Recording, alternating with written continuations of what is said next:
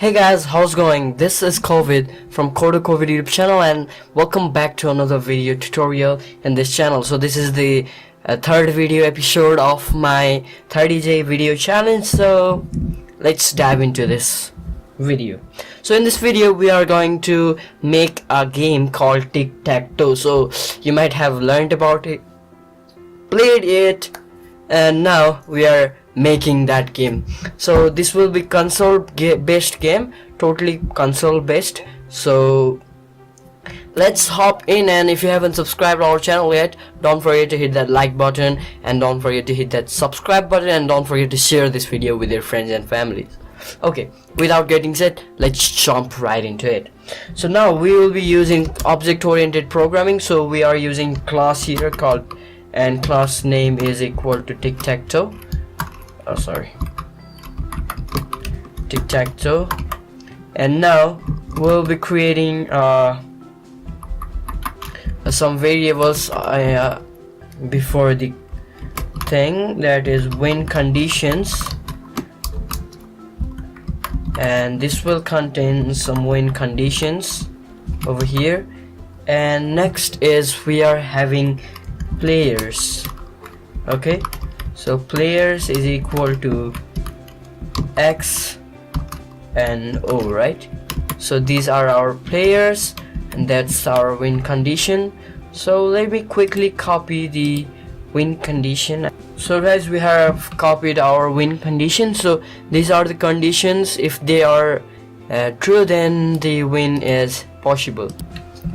So now we'll be creating a function called init. Init will initialize the variable. So this is the self-taught board. So this is the board in which we will play. So this is in 3x3 grid. So like this, let me show it to you. So it's the 3x3 grid. So it would be played like this, and it's totally none and empty till now. So we are declaring the last player as O, so the starting player will be X, right? And remaining win conditions, we are doing it as conditions, and as the condition will decrease, we will also remove each elements in that, and that's the remaining win condition. So next method we will create resolve turn.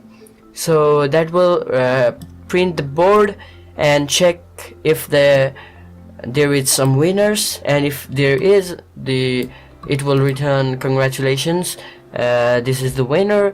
And else, if the length of remaining win condition is 0, that is this one, so there are no remaining win condition, it will check if there is none in self board, so something is left over here. If it's that, then tie, there is no path to victory, and if that's not the case, it will print that tie, the board is full.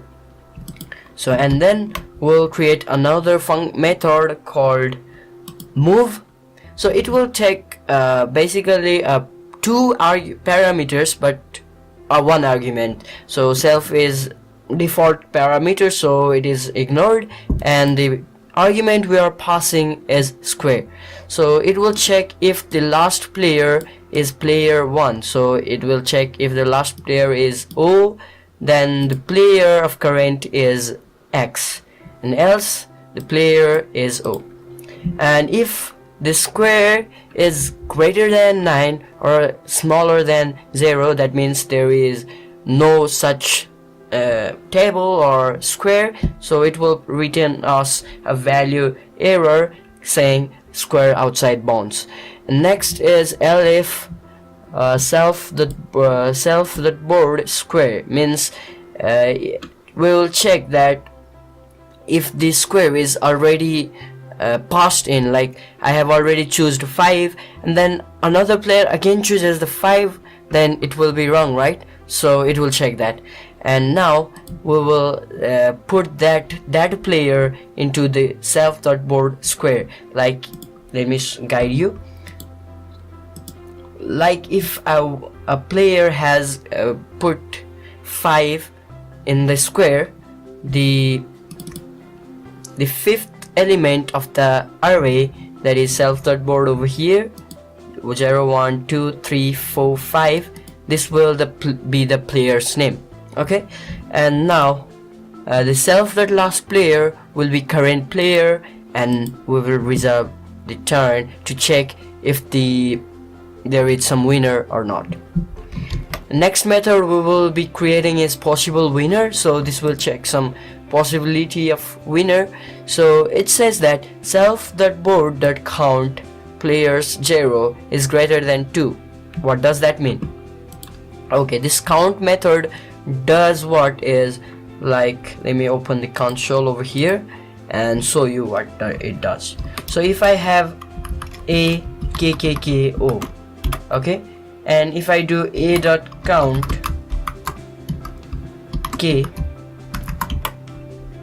then it will print 3 because there are 3 k's, right? So that's what it is also doing over here. It is counting how many there are, how many players, like how many square have been placed by O or X. Is if that's 2 greater than 2 or the O is greater than 2, then we will return true, and this will go to over here true.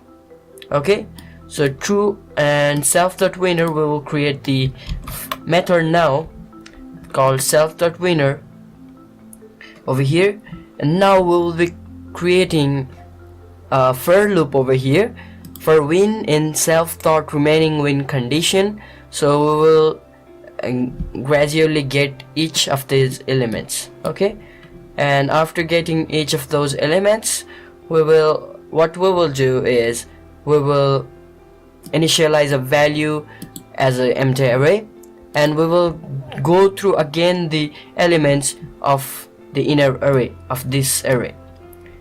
And now what we will do is we'll append the value of the square. Okay, so square are those elements in here, so we will append that square in the board now. And now if the values.count is how many times is, if the last player has 3 times, more than 3 times, it will return true, and true or true makes here true, and it will win the game.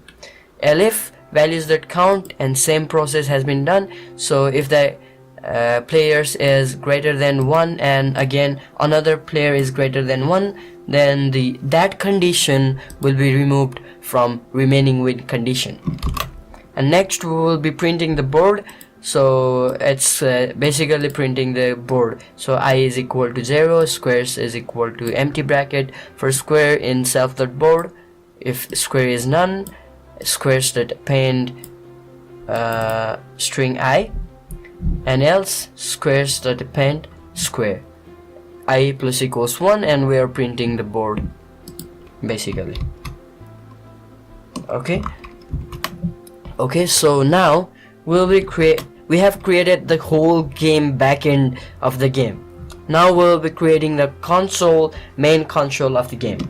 For that, let's put that play.py over here. Now we have to import